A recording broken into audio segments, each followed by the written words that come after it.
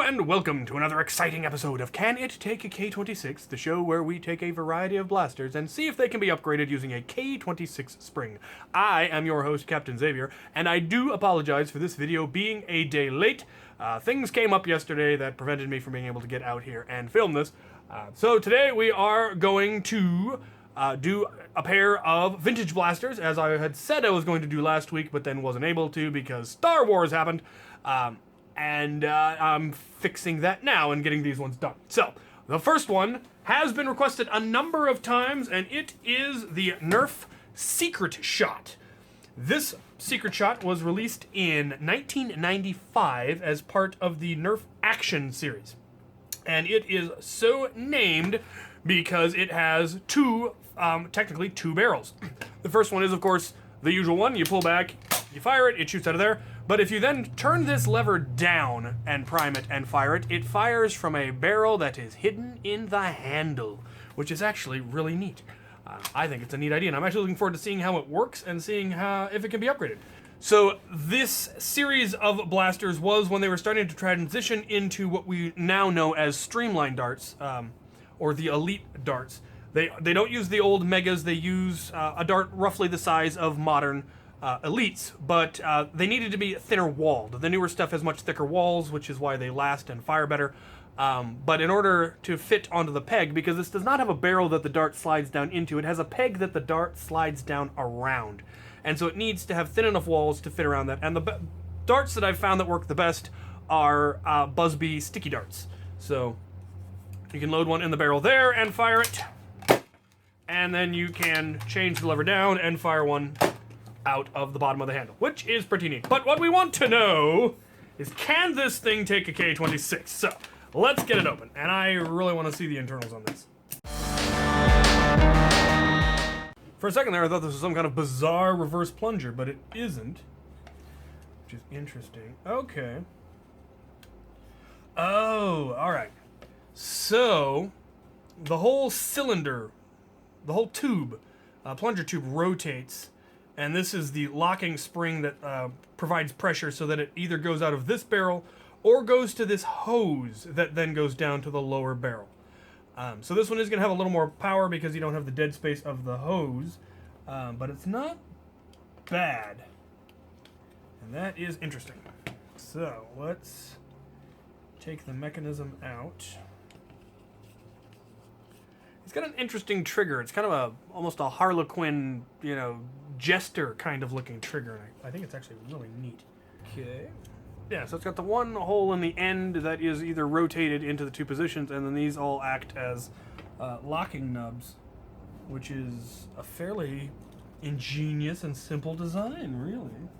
The plunger head is a side lock washer. This thing could definitely use some cleaning and definitely benefit from some lubricating, which we will be doing.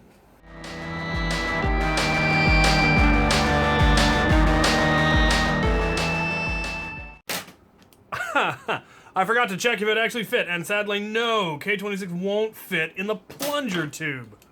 I was not expecting that.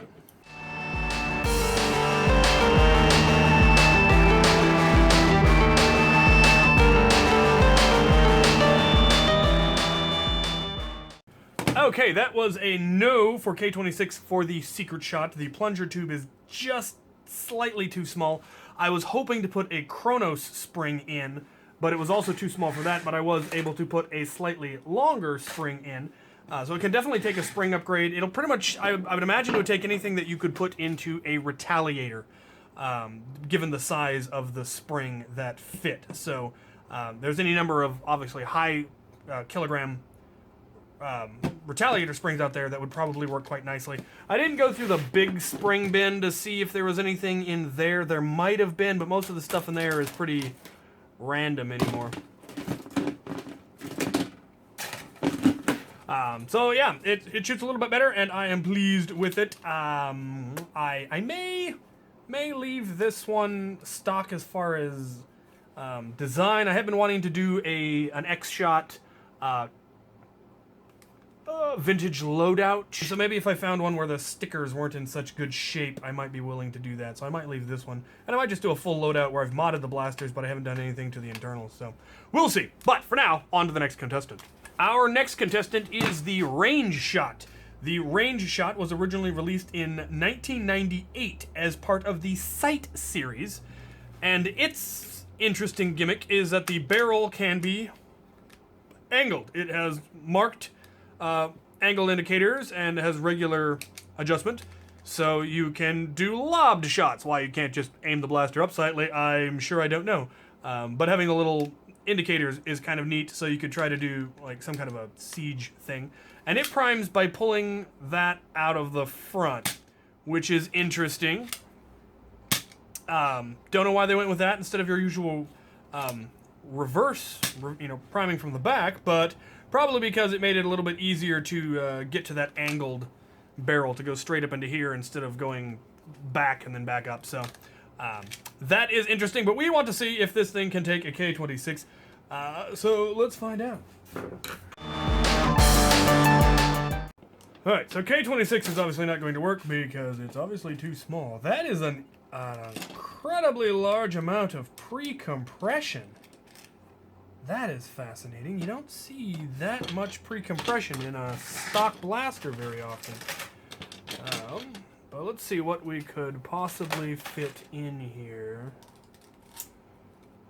Yeah, it would take one of those. I don't know if that would be stronger or weaker than the current one.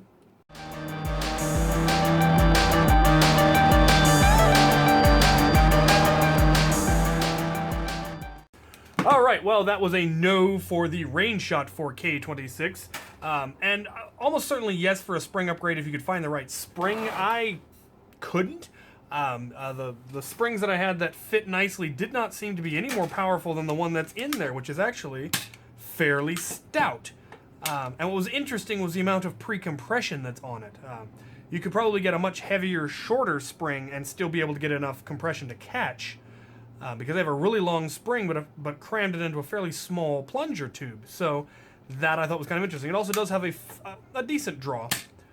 But yeah, this one could be interesting if you were to up it. Having the barrel go that way might cause an issue for holstering if you wanted to holster it primed. But you could also just anything that would fit if it were pretend it was a barrel, essentially. You might be able to get it in something. But yeah, I think it's a neat little blaster. But let's recap. Alright, for those of you just tuning in, or who just skipped to the end to see the results, that was a no for the Secret Shot, but yes to a spring upgrade, and that was a no to the Range Shot, but potentially for a spring upgrade. Both of the plunger tubes were slightly too small for K26, but they do allow for spring upgrades for pretty much any spring that would use in a Retaliator or a similar, any of the elite clip system blasters. So, definitely some potential there. And I do plan to use probably both of these in my vintage loadout. I may or may not paint them. I haven't decided yet. I'm sure some of you have very strong thoughts on the idea of me painting vintage blasters, but I like my stuff to match, so we will see. Tune in next week when we will be covering some blasters that I was recently gifted by fans. It will be the season finale as well as the year finale, so I'm hoping we have some good results. If not, I may fill the time with some silly stuff. Stay tuned. If you have any comments, questions, concerns, want to rant at me for even considering painting a vintage blaster, go ahead and do so in the comment section below. And as always, thank you guys for watching.